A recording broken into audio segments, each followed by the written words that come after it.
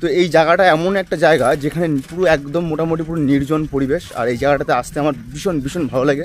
একটা পাহাড়ি যে একটা বলে না যে ফিল, মানে তেমন একটা ফিল আসে, মানে প্রকৃতির গাছের নিচে শুয়ে এত সুন্দর মনোরম পরিবেশ।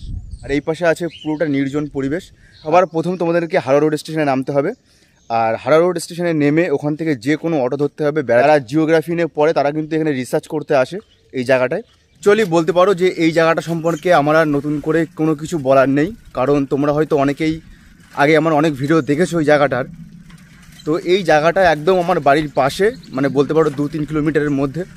আর সেই জন্যই আমি এই জায়গাটাতে আসি যখন মানে মাঝে মাঝে যখন ফাঁকা পাই। তো এই জায়গাটা এমন একটা জায়গা যেখানে পুরো একদম মোটামুটি পুরো নির্জন পরিবেশ, আর এই জায়গাটাতে আসতে আমার ভীষণ ভীষণ ভালো লাগে যখনই মোটামুটি বাড়ি থাকি। আর এই জায়গাটাতে আসলে একটা যে পাহাড়ি যে একটা ফিল না, সে তেমন আসে। আর গরমের মধ্যে সব থেকে বেস্ট জায়গা এটা, মানে একটা মোটামুটি পুরো একটা নির্জন পরিবেশ। আর পিছনে দেখতে পাচ্ছ যে উঁচু ঢিবি, মানে যে এইসব জায়গাটা দেখতে পাচ্ছ উঁচু ঢিবি, পুরো একদম ছাওয়া জায়গা। আর এখানে বসে তুমি সারাদিন বসে গল্প করলেও তোমার মানে মনে হবে যে আরেকটু সময় থাকি। আর দেখতেই পাচ্ছ অসাধারণ পরিবেশ, মানে একটা পাহাড়ি যে একটা বলে না যে ফিল, মানে তেমন একটা ফিল আসে, মনে হচ্ছে যেন পাহাড়ে উঠছি। মানে যদিও অনেক দিন পাহাড়ে সেইভাবে বাইরে কোথাও যাওয়া হয় না, কিন্তু মানে একটা আলাদা রকমেরই ফিলিং আসে। দেখো পিছনে একদম পুরো পাহাড়, আর মানে একটা মাটির ঢিবি কিন্তু ফিল আসে পাহাড়ের মতো। আর এই পাশে আছে পুরোটা নির্জন পরিবেশ। আর এই জায়গায় আমি কিন্তু প্রচুর ভিডিও করেছি একটা সময়। আর অনেকেই হয়তো বলতে পারে যে তুই একই জায়গায় কতবার ভিডিও করবি, কিন্তু বিশ্বাস করো আমার এখানে মানে বাড়িতে থাকলে এই জায়গা ছাড়া আমার আর কোথাও মনে হয় না যে সেখানে যাই। একদম পুরো নির্জন পরিবেশ। আর ওই দিকটা যাবো, ওই সাইডটা দেখতে পাচ্ছ, ওই সাইডটা পুরো মানে একদম পুরো জঙ্গল মতো। তবে বেড়াচাপায় কিন্তু দুখানা গড় আছে, একটা হচ্ছে মানে দুটোর নামই চন্দ্রকেতু গড়। আর এখানে আসলে সব থেকে মানে বসার ভালো জায়গা কিন্তু এটা। আরও একটা আছে, সেই জায়গাটার ভিডিও আমি অনেক আগে করেছিলাম, কিন্তু এই জায়গাটা সব থেকে ভালো জায়গা। আর আমি আগেও একটা ভিডিও করেছিলাম, কিন্তু তখন আমার সেভাবে ভালো ফোন ছিল না, তো সেই জন্য সেইভাবে আমি দেখাতে পারিনি। তো ভাবলাম যে নতুন ফোন কিনে একবার ভালোভাবে তোমাদেরকে দেখাই যে পুরো গড়টা চন্দ্রকেতু গড়। মানে এটাকে কিন্তু চন্দ্রকেতু যে হাদিপুর যে চন্দ্রকেতু গড় বলে এটা পরিচিত। আর একটা আছে চন্দ্রকেতু গড়, সেটা হচ্ছে যে বেড়াচাপা চৌরাস্তা পার করে সেখানে। আর তোমাদেরকে বললাম যে মানে বলে দেয় কীভাবে আসতে হবে তোমাদেরকে এখানে। সবার প্রথম তোমাদেরকে হাওড়া রোড স্টেশনে নামতে হবে, আর হাওড়া রোড স্টেশনে নেমে ওখান থেকে যে কোনো অটো ধরতে হবে, বেড়াচাপার অটো টোটো যাই হোক ভ্যান যে কোনো একটা ধরতে হবে। আর সেখান থেকে বলতে হবে যে আমি বেড়াচাপা চন্দ্রকেতু মানে প্রথম যে গড়টা সেই গড়ে যাব। আর তোমাকে কিন্তু একদম পুরো রাস্তার উপরে নামিয়ে দেবে মেন রোড। আর মেন রোড থেকে কিন্তু ভিতরে আসতে গেলে 2-3 মিনিট হাঁটতে হবে, খুব জোর হলে 5 মিনিট। আর তারপরেই কিন্তু এই গড়। আর এখানে তোমরা আসতে পারো ফ্যামিলির সাথে বা যে কেউ একা বা কাপেল, কোনো কিছু এখানে কোনো টিকিট সিস্টেম নেই, পুরো সম্পূর্ণ ফাঁকা। আর বর্তমানে কিন্তু এটা সরকারের আন্ডারে চলে গেছে পুরোটা, মানে অনেক দিন আগে চলে গেছে। আর একসময় শোনা যেত যে এখানে চন্দ্রকেতু রাজা থাকতেন, যদিও জানি না কতটা সত্যি কী এর পিছনে, কিন্তু জায়গাটা কিন্তু অসাধারণ জায়গা। আর এখানে বলতে পারো যে কাছাকাছির মধ্যে একটা যে পাহাড়ি ফিলিংস, সেটা কিন্তু এখানে আসতে পারে, মানে এখানে আসলে তোমরা পাবে। আর এখানে আমি জানি অনেক, মানে আমার যতদূর নলেজ বা অনেকে দেখেছি যারা জিওগ্রাফি নিয়ে পড়ে তারা কিন্তু এখানে রিসার্চ করতে আসে এই জায়গাটায়। মানে এত সুন্দর জায়গা, আর এই জায়গা সম্পর্কে অনেক রকম তথ্য আমরা ইতিহাসে পেয়েছি। এমনকি আমি নিজেও কিন্তু ইতিহাসে এই জায়গা সম্পর্কে আমি পড়েছি যে বেড়াচাপা চন্দ্রকেতু গড় সম্পর্কে।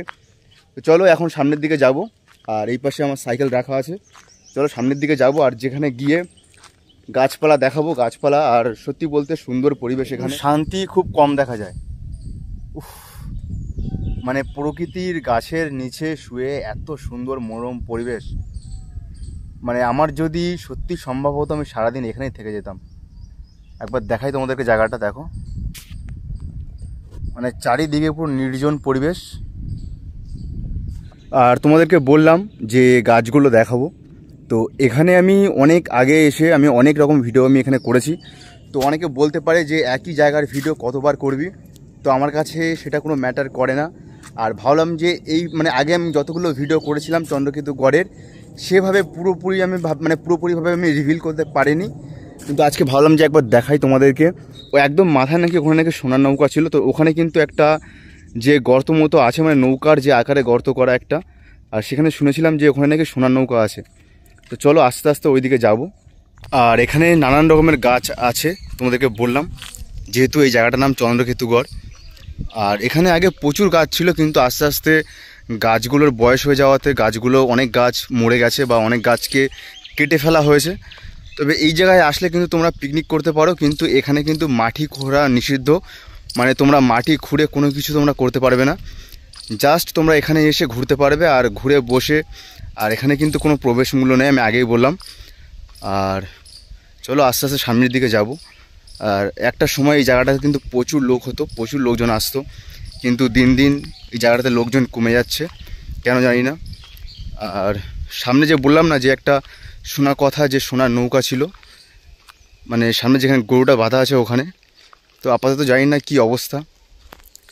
তো সেই জায়গাটাও মনে হচ্ছে আর নেই। যাই হোক, ওইদিকে আমি আর বেশি যাবো না। যে জায়গাটা আছে দেখতে পাচ্ছি, এখানে আমি কিছুক্ষণ বসবো, মানে বসবো। এত গরম, এত রোদের তাপ, উফ, সাংঘাতিক হাওয়া দিচ্ছে। মানে বলে না যে গ্রাম্য পরিবেশে কিন্তু একটা মজাই আলাদা। তুমি যতই শহরে থাকো না কেন, যতই জায়গা করো না কেন, গ্রাম্য পরিবেশের এই যে মনোরম পরিবেশ, এই জায়গা কিন্তু আর কোথাও পাওয়া যায় না। দেখো একবার পরিবেশটা, মানে মন খুলে তুমি নিঃশ্বাস নিতে পারো, মন খুলে। তো চলো টাটা, আজকের ভিডিওটা এই পর্যন্তই। আর তোমরা যারা সাবস্ক্রাইব করো অবশ্যই সাবস্ক্রাইব করে বিভাস শাখা ইউটিউব চ্যানেলের পাশে থেকো। চলো বন্ধুরা, দেখা হচ্ছে আলাদা একটি অন্য ভ্লগে। তুমি ভালো তো সুস্থ থেকো, আর সাবস্ক্রাইব করে অবশ্যই রেখো।